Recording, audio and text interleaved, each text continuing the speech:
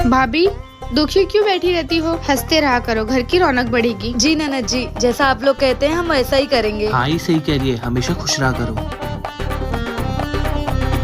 भाभी किचन का काम करना है, किचन में आओ।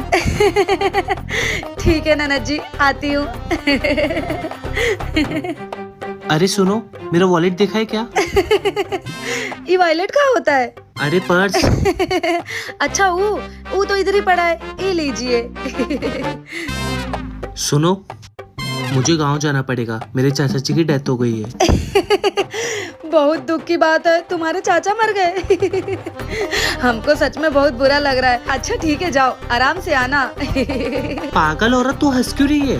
अरे आप ही लोग तो बोले थे हंसते रहा करो, घर की रौनक बनी रहेगी। अगर हम हंसेंगे नहीं तो घर की रौनक नहीं चली जाएगी। चुप बैठ पागल, तुम चुपचाप बैठो, तुम हंसो मत। जी ठीक है, नेक्स्ट पार्ट के लिए कमेंट करें।